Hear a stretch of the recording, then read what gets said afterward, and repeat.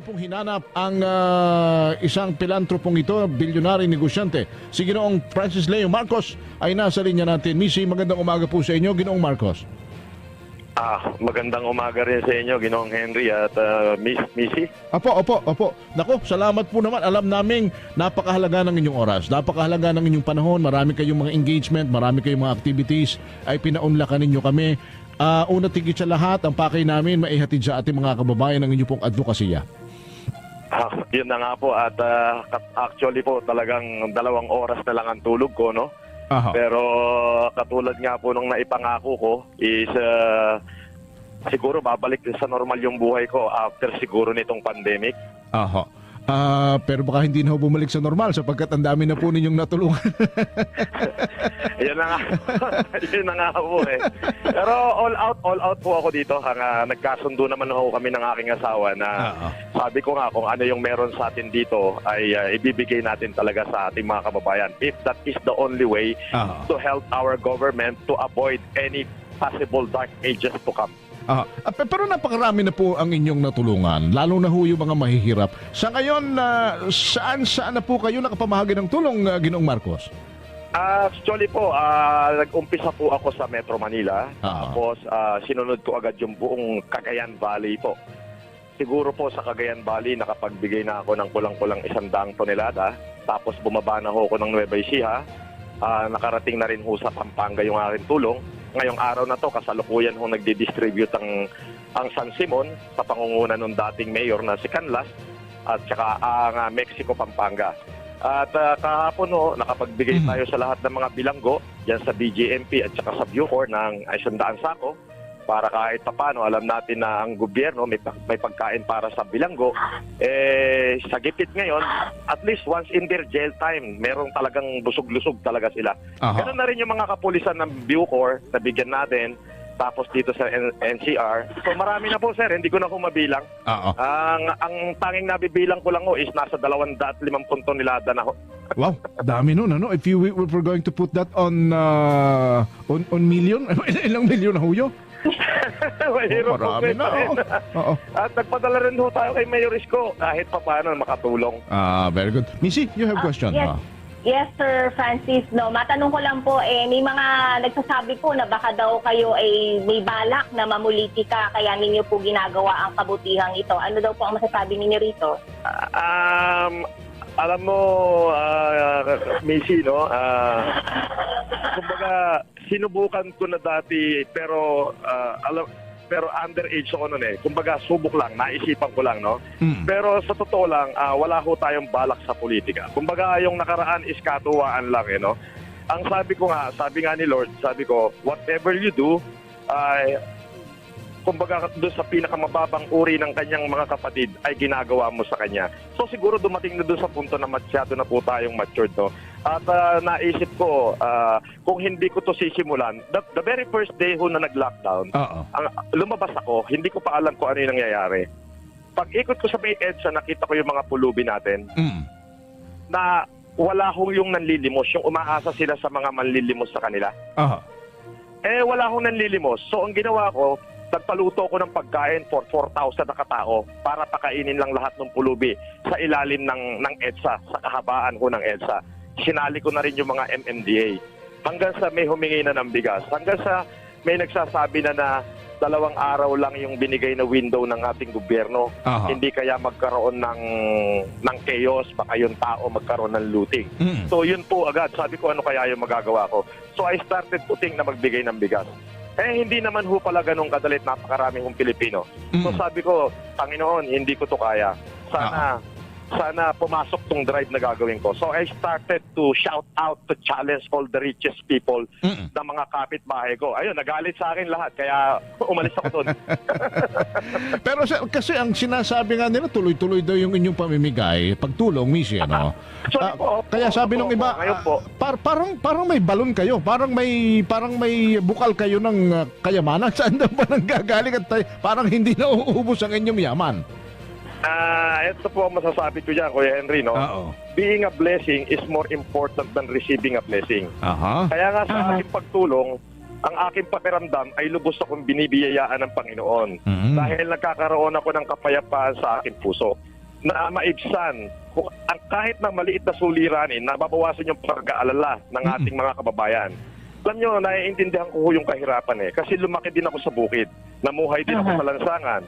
At isang bahagi ng saan ba ang probinsya ninyo? Maidagdag namin ng konti. Saan ba ang probinsya ninyo? Ako po ay galing talaga, ang akin pong ama ay taga-norte, ang aking ina ay nahahating norte, Cordillera at Bulaqueña po. Ang aking ina. Ayun. At you were saying, lumaki kayo sa hirap, kaya... lumaki po ako sa bukid. Ako po ay natutong mag-araro nung kabataan ko, nung maliit ako, siguro hanggang mga 12 anyos. Kaya nakikita ko pagka nagpapatanim kami, natubukan ko talaga kung umawak ng araro. Kaya alam ko ho yung kahirapan. So alam nyo kasi yung katotohanan na hindi matanggap ng iba, na kapag binuksan mo yung puso mo sa pagtulong sa iba, totoo yung sinasabi ng Diyos bubuksan niya yung durungawan ng grasya sa iyong tahanan. Which is nangyari po. Tignan niyo po ito, Missy and Henry, no? I never expect na dirin mo in 15 days nagpadala ng message sa akin yung YouTube channel na yung YouTube ko kayang kumita ng up to 3 million a year, US dollar. So, yes. May binadala na ako ni YouTube ng message. Pwede nyo pong makita yan. Makikita nyo sa Social Blade. Itatype nyo lang sa Google, Social Blade. Tapos makikita nyo na kung magkano yung, type nyo lang yung pangalan ko. Ipapakita ng Social Blade kung magkano na yung kikitain ko. So I mean, bukal sa puso ko yung ginawa ko, hindi ko expected, ibinalik agad ni Lord tenfold.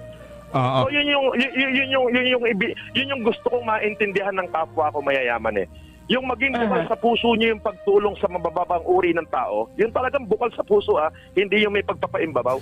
Bubuksan talaga ng Diyos yung durungawan ng grasya. So wala kayong inisip, sir, na ito ay magiging Wala, ang inisip ko na nga Diyos ko, tinawagan ko na yung misis ko on the second day. Sabi ko, mahal, I'm going to help our government and our people. Kasi kung hindi ako tutulong, hindi ko to i-ignite, baka mamaya may nagsasaksakan na dyan. Parang yun nangyari ko sa Laguna ngayon. Namonitor ko, yung hindi nakahingi ng pases, sinaksak niya yung barangay kapitan. Tinaga, ano bang inyong... Tinaga po. Meron ba kayong gagawin doon? May tulong po ba kayong ibibigay?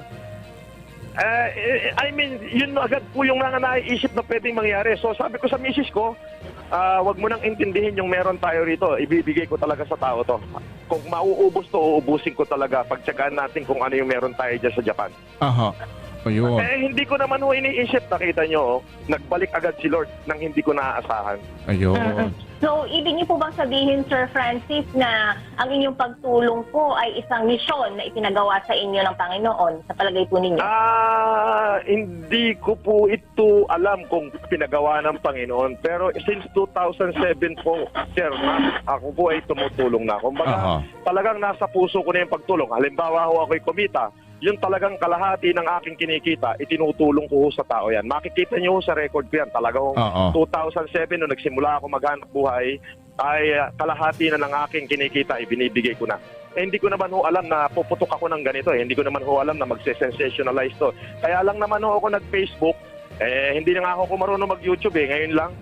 Facebook lang ho ang tanging nalalaman ko Kaya lang naman ako nag-Facebook para i-encourage, makita ng mga kaibigan ko, nung kapwa ko mamumuhunan, na dapat kayong tumulong sa panahon ngayon. Because our country are facing the most formidable battle the world has ever known. That is pandemic. Oo, talaga na siguro kung kayo ay sa mga panahong ito ay nasa lusak pa ng kahirapan at naroon kayo sa kanayunan o narito na sa Maynila, pero kayo ay nakikipagsapalaran pa rin para kumita ng pangkain araw-araw. Hindi nyo na rin maintindihan kung paano kayo makakaraos sa bawat oras. Totoo po yan. Ang nag-ignite po sa akin is kapatid na Henry is yung pag-ikot ko sa EDSA, nakita ko yung mga pulube. Basura ho talaga yung kinakain dahil sila yung mga tao na umaasa sa manlilimos. Nung unang araw, sino yung manlilimos? Wala akong tao sa EDSA. So doon ho nag-start lahat. Hanggang sabi ko, God, hindi ko kayang tulungan lahat. Pero kaninyo, prior to this, may mga charity works na kayo. Hindi lang nababalita. Marami po. Hindi ko po pinababalita. Ang totoo po niyan, twice a year po ako nagkakarandak ng Optimum Eye Care Program. Yan po magbibigay ako ng libreng check-up, Oo. libreng salamin sa mata sa lahat ng mga matatandang tao at lahat ng nangangailangan. Ay, yan po yun. Yung kikitain ko po ng buong taon, yung kalahati po noon, gagastosin ko po para makapagbigay tayo ng Optimum Eye Care Program. Sa buong Pilipinas po yan. Buong Pilipinas po. Itong pinaka-previous po, last February, is sa bayan ng Peña Blanca, Cagayan, kung saan po almost 32,000 na beneficiary na bigyan po natin ng libreng eye check-up at libreng corresponding eyeglasses. Oo. Okay, sir. Ganito. Kasi nga itong mga pagkakataong ito, talagang gobyerno, private sector at kayo mga philanthropist ay talagang nagkakaisa na. Ano pa ang inyo pong mga nakatakdang itulong at ibigay na alalay sa mga taong tinutulungan din ng gobyerno pero maari pong limitado na ang resources na ngayon ng gobyerno maski ang Pangulo ay talagang umaaray na rin sa sitwasyon. Ano pa ang inyong... Yun na nga po, kasamang Henry at kasamang... Ang sa akin po is talagang umaaray na ho. Kaya nga po, araw-araw, talagang china-challenge ko pa rin yung mga kaibigan ko. China-challenge ko lahat sila, pati yung mga kapwa ko businessman na gumalaw kayo. Ano pang magiging silbi ng kayamanan natin kung lahat tayo mamamatay na? Yan naman hong pera ay mababawi yan eh. Kung madali naman hong i-recover yan eh. Kung at least makakapagsimula ho uli tayo, but higit sa lahat sa panahon ngayon, kailangan ho tayo ng ating taong bayan. Hindi na ho para sa taong bayan, hindi na rin para sa republika, para na rin ho sa sarili natin. Kung magkakaroon ho ng gulo, pinasok yung mga bahay-bahay natin ng mga tao, di pinatay pa tayo, di lalong mapupunta ho sa wala. So, ako'y nag-iisip lamang po ng tama. Kaya po ngayon po hanggang sa mga tutuloy-tuloy pa, actually po ngayon naka-schedule ko pong bigyan ay yung Chaong Quezon, yung Muntinlupa, tapos yung isa pong staff ko, yung mag-asawang Bricks, sila naman ho yung tumitingin doon sa mga nagre-request ng gatas. Gawa nga nang daw ho yung merong mga single mom na walang trabaho, no work, no pay, pinadadala ho sa amin yung video, tubig na ho yung ipinasususo sa kanilang mga anak eh. Oo. Alright. So, yun parang bilang malayang mamamayan na parang napaka po nung ganong sitwasyon. So sabi ko, sarili ko, Panginoon, kung ito yung gusto mong mangyari, di mangyari po ang kaloob mo, wag ang kalooban ko. Basta ang malinaw na nakikita ko riyan sa inyo, Missy Ren, handa kayong bumalik sa pagtulog sa bangko, pagsakol ng kanin sa sahan ng saging, makatulong lang sa kapwa. Tama ba? Tama po kayo. Kaya actually po, lately na lang ako naintindihan ng aking asawa. Nung una, pangatlong araw, sabi niya, pag di mo tinigilan yung kalokohan mo, maghihiwalay tayo. Sabi ko, di sige, maghiwalay tayo. Pero nung nakita niya na talaga na binubuhos ko na lahat, biglang tumawag sa akin, sige, ubusin mo na. Tapos pag naubos, uwi ka na dito sa Japan, dito ka na tumira. Talaga naman. At kayo nabiyayaan ng maunawaing asawa. No, Oo, napaka maunawahin. Siyempre, hindi niya maiwas. Nagagalit nung una kasi parang nasisiraan raw ako ng ulo. Di sabi ko, sige, bahala ka. Pero nung pangatlong araw, hindi ko na siya pansin. 4 na araw, nakita niya, binubuhos ko na. Tumawag na, di na ho nakatest. Sabi niya, sige. Sana ho, Sir Francis, kung ano man ang inyong naririnig, ay ito sasabihin ko na sa bayan ng Pilipino, ho. Kasi marami ako naririnig na keso kayo raw ay isang bogus, marami raw kayong kung ano-ano. Alam mo ninyo, maaari kong sabihin sa kanila, wala kaming pakialam sa akusasyon nyo sa isang taong gumagawa ng mabuti. Dahil walang sino man sa mundong ibabaw na nabubuhay nang walang bahid sa sarili. Alam niyo, ayoko na lang kung pahalakihin yan. Ayoko na rin kung sagutin yung mga bagay na ganyan. Pero isa lamang ho ang sinasabi ko, kung yung kanilang mga sinasabi ay makatotohanan, andito ako sa aking bahay, andito ako sa aking opisina, at the very first day, sinasabi ko kung saan ako nakatira, pinakikita ko nga sa video kung saan ako nag-oopisina, di puntahan ho nila ako rito at dala nila ako ng mandamiento de arresto at ako magpapa-aresto. Kaysa ho yung alam nyo, yung heckler lang ho yan. Wala akong katotohanan yan at pinasisinungalingan ko ho yan. May kwento pa nga ho na kahapon lang lumabas na ako daw ay nangamkam ng lupa sa parting norte. At in-interview ho yung mayor, yung mayor ho ang sumagot na ako raw ho ang nagbigay ng mga lupa sa mga walang lupa doon. So baliktad ho yung kwento. Di bali ho, at on our own capacity, kami ni Missy, sapagkat galing ako talaga ako'y anak ng mahirap na bayan at hanggang sa ngayon ay maski pa paano ay nakakaraos naman. Saan bayan po yan? Sa San Antonio, Quezon ho ako. Kalapit ng Chaong. Para sa'yo. O, sige, 5 tonelada ako. Upon your disposal. Nako, baka ho. Kung mahirap na bayan ho talaga yan. Sige Third po, class, kaya third class municipality, Sir Francis. Kaya pa naman ho ng aking butas na ho yung 2 bulsa ko, 4 ho yung bulsa ko eh. Aha. Yung 2 ho'y butas na. Yung isa medyo malapit na pero meron pa ho nakareserbang isa. Aha. So, sige po, kapatid na Henry, pagpadala man lang ho kayo ng kahit nakapirasong sulat para dito sa kung sino man ho ang pipick up. Pwede na hong pick upin, hintayin lang ho. Siguro pag darating, within 2 to 3 days yung aking trailer manggagaling ng norte, 5 tonelada po ako para doon sa bayan mo. Pero it is upon your disposal. Kasi kayo ho yung higit na nakakaalam kung sino yung mahirap at hindi kasi wala naman po kinalaman doon.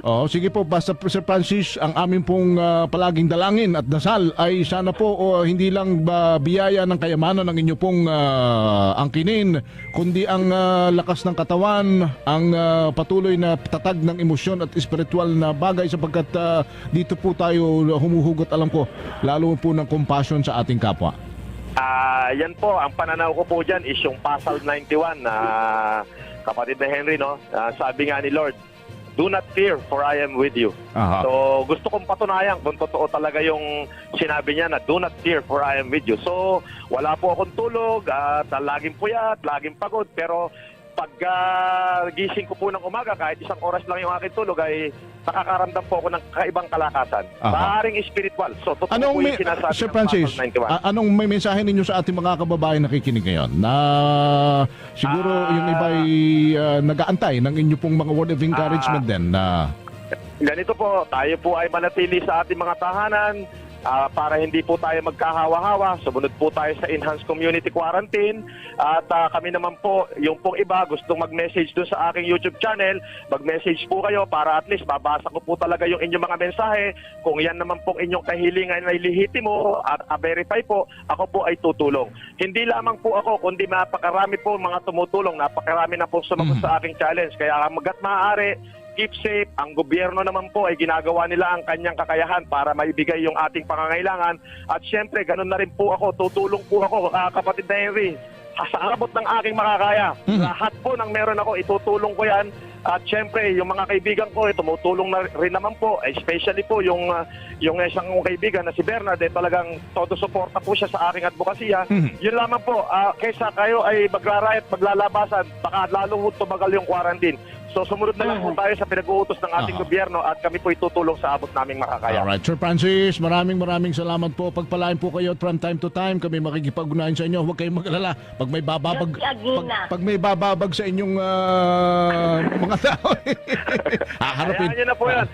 Kapatid na Henry, kung sino po yung nako-coordinate nyo sa aking opisina, balikan nyo po at ipare-ready ko po yung 5 tonelada para sa inyong bayan. Missy, ikaw ay may binabanggit kang Ilocano.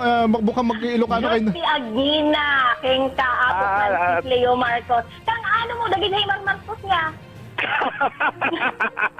Baka kaya ang lalim ng bulsa. Yung pangalawang bulsa ay malalim. Agyaman ak launay kanyam, thank you DJ lang ti may baga agyaman ak kanyayo apo sa pagan-ano sa inyo latan no anak ti makayanak nga maitulong kadi kakapsat kayo marigrigat. Alright, Sir Francis, maraming salamat dito. Na hindi ko na maintindihan, nagpo-foreign language na kayo ni Missy.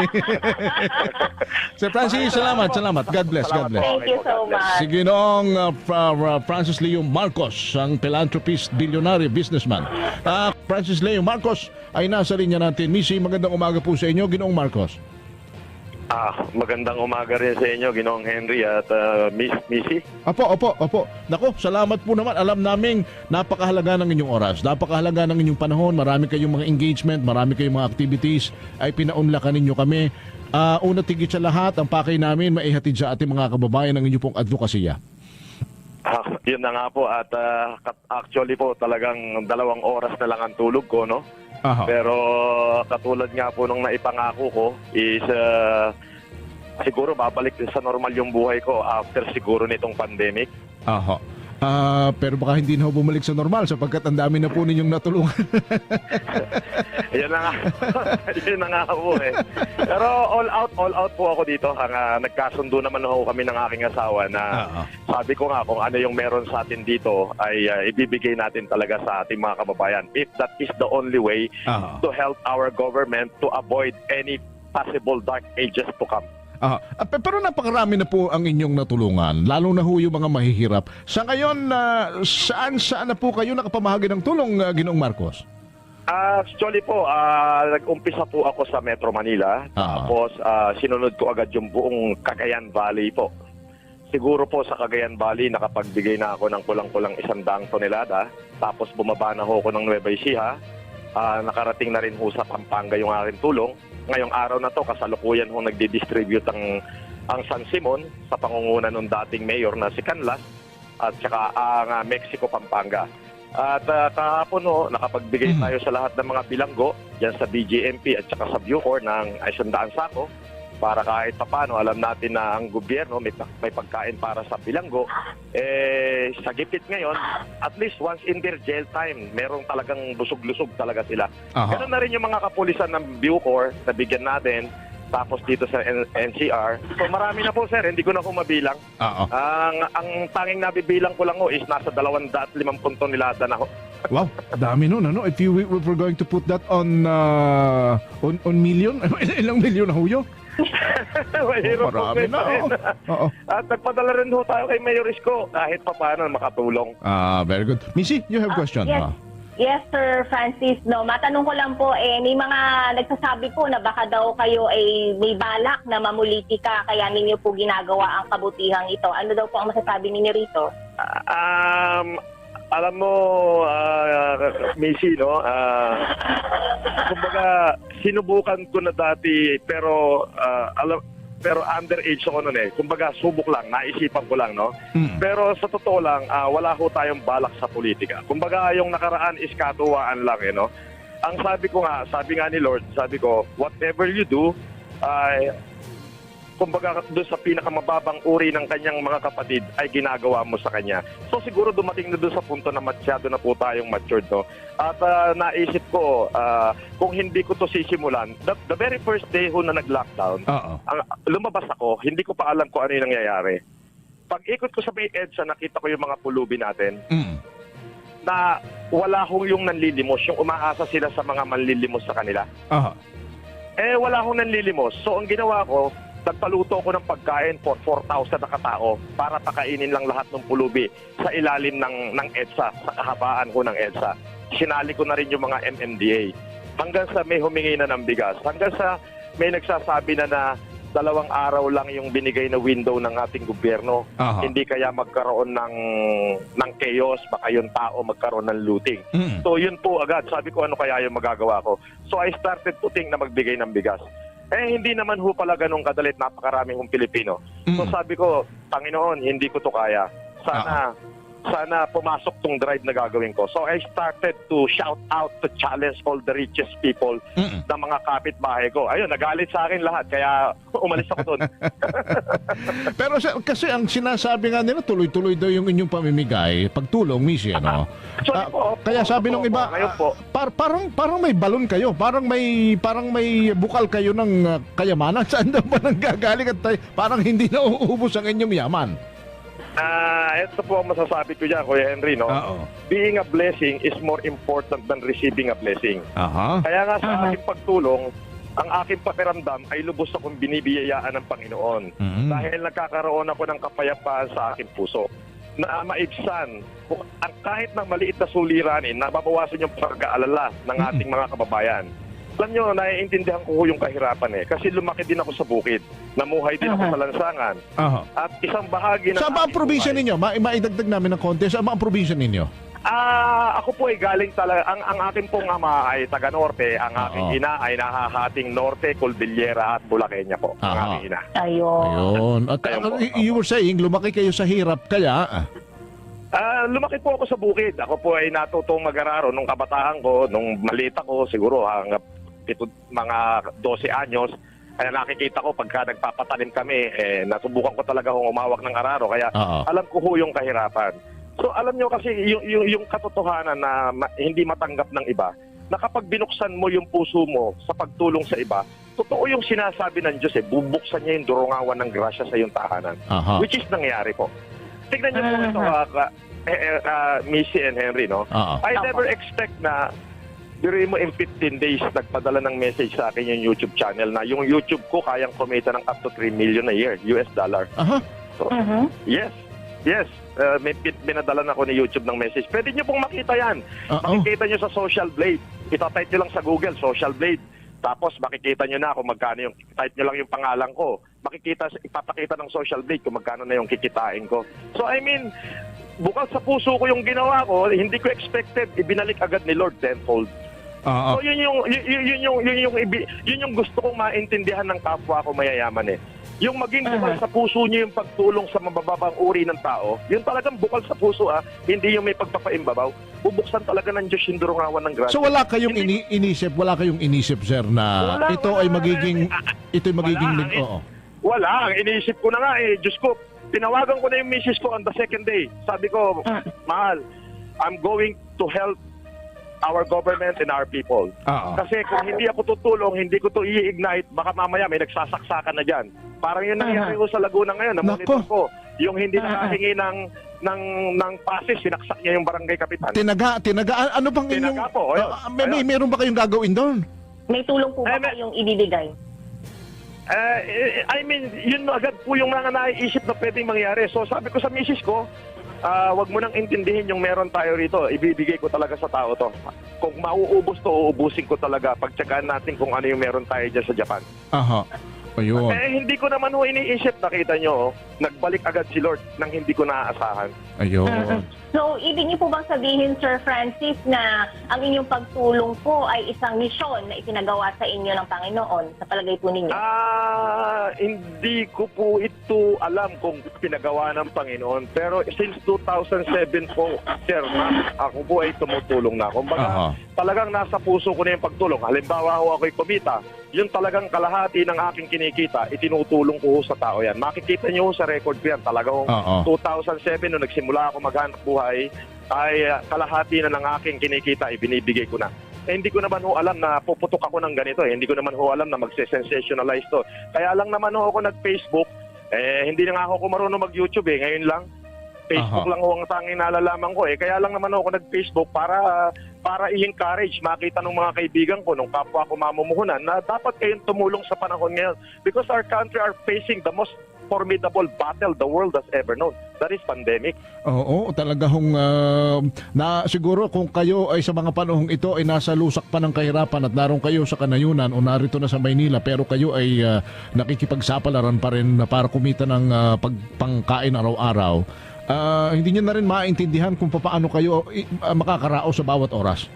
Totoo po yan. Totoo. Ang nag-ignite po sa akin kapatid na Henry is yung pag-ikot ko sa EDSA, nakita ko yung mga pulube. Basura ho talaga yung kinakain dahil sila yung mga tao na umaasa sa manlilimos. Nung unang araw, sino yung manlilimos? Wala akong tao sa EDSA. So doon ho nag-start lahat. Hanggang sabi ko, God, hindi ko kayang tulungan lahat. Pero kaninyo, prior to this, may mga charity works na kayo. Hindi lang nababalita. Marami po. Hindi ko po pinababalita. Ang totoo po niyan, twice a year po ako nagkarandak ng Optimum Eye Care Program.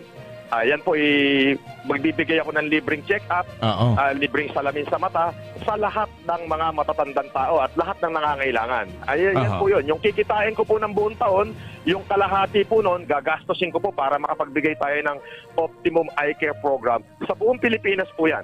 Buong Pilipinas po. Itong pinaka-previous po, last February, is sa bayan ng Peña Blanca, Cagayan, kung saan po almost 32,000 na beneficiary na bigyan po natin ng libreng eye check-up at libreng corresponding eyeglasses. Okay, sir. Ganito. Kasi nga itong mga pagkakataong ito, talagang gobyerno, private sector at kayo mga philanthropist ay talagang nagkakaisa na. Ano pa ang inyo pong mga nakatakdang itulong at ibigay na alalay sa mga taong tinutulungan din ng gobyerno, pero maari pong limitado na ang resources na ngayon ng gobyerno, maski ang Pangulo ay talagang umaaray na rin sa sitwasyon. Ano pa ang inyong... Yun na nga po, kasamang Henry at kasamang... Ang sa akin po is talagang umaaray na ho. Kaya nga po, araw-araw, talagang china-challenge ko pa rin yung mga kaibigan ko. China-challenge ko lahat sila, pati yung mga kapwa ko businessman na gumalaw kayo. Ano pang magiging silbi ng kayamanan natin kung lahat tayo mamamatay na? Yan naman hong pera mababawi yan eh. Kung madali naman hong i-recover yan eh. Kung at least makakapagsimula ho uli tayo. But higit sa lahat, sa panahon ngayon, kailangan ho tayo ng ating taong bayan. Hindi na ho para sa taong bayan. Hindi na rin para sa Republika. Para na rin ho sa sarili natin. Kung magkakaroon ho ng gulo, pinasok yung mga bahay-bahay natin ng mga tao, di pinatay pa tayo. Di lalong mapupunta ho sa wala. So, ako'y nag-iisip lamang po ng tama. Kaya po ngayon po hanggang sa mga tutuloy-tuloy pa, actually po ngayon ang naka-schedule ko pong bigyan ay yung Chaong Quezon, yung Muntinlupa, tapos yung isa pong staff ko, yung mag-asawang Bricks, sila naman ho yung tumitingin doon sa mga nagre-request ng gatas. Gawa nga nang daw ho yung merong mga single mom na walang trabaho, no work, no pay, pinadadala ho sa amin yung video, tubig na ho yung ipinasususo sa kanilang mga anak eh. Oo. Alright. So, yun parang bilang malayang mamamayan na parang napakapo nung ganong sitwasyon. So sabi ko, sarili ko, Panginoon, kung ito yung gusto mong mangyari, di mangyari po ang kaloob mo, wag ang kalooban ko. Basta ang malinaw na nakikita ko riyan sa inyo, Missy Ren, handa kayong bumalik sa pagtulog sa bangko, pagsakol ng kanin sa sahan ng saging, makatulong lang sa kapwa. Tama ba? Tama po kayo. Kaya actually po, lately na lang ako naintindihan ng aking asawa. Nung una, pangatlong araw, sabi niya, pag di mo tinigilan yung kalokohan mo, maghihiwalay tayo. Sabi ko, di sige, maghiwalay tayo. Pero nung nakita niya na talaga na binubuhos ko na lahat, biglang tumawag sa akin, sige, ubusin mo na. Tapos pag naubos, uwi ka na dito sa Japan, dito ka na tumira. Talaga naman. Pero nabiyayaan ng maunawaing asawa, no, kahit Oo, napaka maunawahin. No. Siyempre, hindi niya maiwas, nagagalit nung una kasi parang nasisiraan na raw ako ng ulo. Di sabi ko, sige, bahala ka. Pero nung pangatlong araw, hindi ko na siya pansin. Apat na araw, nakita niya, binubuhos ko na. Tumawag na, di na ho nakatest. Sabi niya, sige. Sana ho, Sir Francis, kung ano man ang inyong naririnig, ay ito sasabihin ko na sa bayan ng Pilipino, no ho. Kasi marami ako naririnig na keso kayo raw ay isang bogus, marami raw kayo kung ano-ano. Alam mo ninyo, maaari kong sabihin sa kanila, wala kaming pakialam sa akusasyon nyo sa isang taong gumagawa ng mabuti dahil walang sino man sa mundong ibabaw na nabubuhay nang walang bahid sa sarili. Alam nyo, ayoko na lang kung pahalakihin yan. Ayoko na rin kung sagutin yung mga bagay na ganyan. Pero isa lamang ho ang sinasabi ko, kung yung kanilang mga sinasabi ay makatotohanan, andito ako sa aking bahay, andito ako sa aking opisina, at the very first day, sinasabi ko kung saan ako nakatira, pinakikita ko nga sa video kung saan ako nag-oopisina, di puntahan ho nila ako rito at dala nila ako ng mandamiento de arresto at ako yung magpapa-aresto. Kaysa ho yung alam nyo yung heckler lang ho yan, wala akong katotohanan yan at pinasisinungalingan ko ho yan. May kwento pa nga ho na kahapon lang lumabas na ako daw ay nangamkam ng lupa sa parting norte. At in-interview ho yung mayor, yung mayor ho ang sumagot na ako raw ho ang nagbigay ng mga lupa sa mga walang lupa doon. So baliktad ho yung kwento. Di bali ho, at on our own capacity, kami ni Missy, sapagkat galing ako talaga ako'y anak ng mahirap na bayan at hanggang sa ngayon ay maski pa paano ay nakakaraos naman kakampi Saan bayan po yan? Sa San Antonio, Quezon ho ako. Kalapit ng Chaong. Para sa'yo. Sige, 5 tonelada ako. Upon your disposal. Nako, baka ho. Kung mahirap na bayan ho talaga yan. Sige Third class municipality, Sir Francis. Kaya pa naman ho ng aking butas na ho yung 2 bulsa ko. 4 ho yung bulsa ko Yung 2 ho'y butas na. Yung isa medyo malapit na pero meron pa ho nakareserbang isa. Sige po, kapatid na Henry, pagpadala man lang ho kayo ng kahit nakapirasong sulat para dito sa kung sino man ho ang pick up, pwede na hong pick upin. Hintayin lang ho, siguro pag darating within 2 to 3 days yung aking trailer manggagaling ng norte. 5 tonelada po ako para doon sa bayan mo, pero it is upon your disposal. Kasi kayo ho yung higit na nakakaalam kung sino yung mahirap at hindi kasi wala naman po kinalaman doon. Sige po, basta Sir Francis, ang amin pong palaging dalangin at dasal ay sana po hindi lang biyaya ng kayamanan ng inyo pong angkinin, kundi ang lakas ng katawan, ang patuloy na tatag ng emosyon at espiritual na bagay sapagkat dito po tayo humuhugot, alam ko, lalo po ng compassion sa ating kapwa. Yan po, ang pananaw ko po dyan is yung Pasal 91 na kapatid na Henry, no? Sabi nga ni Lord, do not fear for I am with you. Aha. So gusto kong patunayan kung totoo talaga yung sinabi niya na do not fear for I am with you. So wala po akong tulog at laging puyat, laging pagod, pero pag gising ko po ng umaga, kahit isang oras lang yung aking tulog, ay nakakaramdam po ako ng kaibang kalakasan. Aha. Maaaring spiritual. So, totoo po yung sinasabi Sir ng Francis, Pastor 91. anong may mensahe ninyo sa ating mga kababayan nakikinig ngayon? Na siguro yung iba ay nag-aantay ng inyo pong mga word of encouragement din na Ganito po, tayo po ay manatili sa ating mga tahanan para hindi po tayo magkahawa-hawa. Sumunod po tayo sa enhanced community quarantine. At kami naman po, yung pong iba gustong mag-message doon sa aking YouTube channel, mag-message po kayo para at least babasa ko po talaga yung inyong mga mensahe. Kung yan naman pong inyong kahilingan ay lihitimo at verify po, ako po ay tutulong. Hindi lamang po ako, kundi napakarami po mga tumutulong, napakarami na po sumagot sa aking challenge. Kaya hangga't maaari, keep safe. Ang gobyerno naman po ay ginagawa nila ang kanyang kakayahan para maibigay yung ating pangangailangan. At syempre, ganun na rin po ako. Tutulong po ako, kapatid na Henry. Sa abot ng aking makakaya. Lahat po ng meron ako, itutulong ko yan.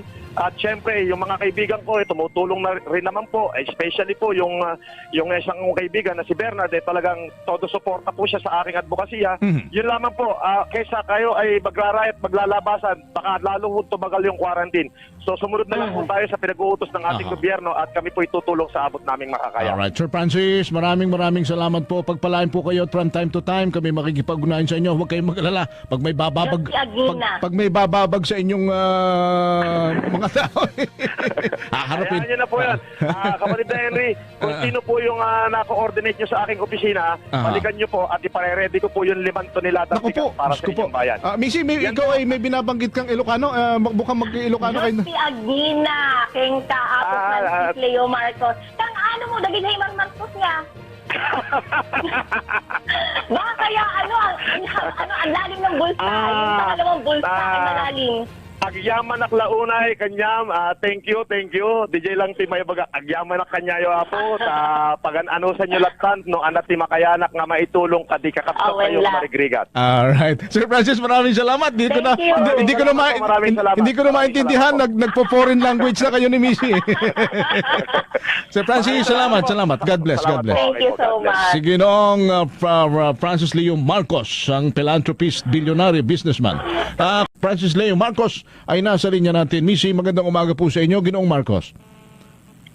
Magandang umaga rin sa inyo, Ginoong Henry at Missy. Opo. Nako, salamat po naman. Alam namin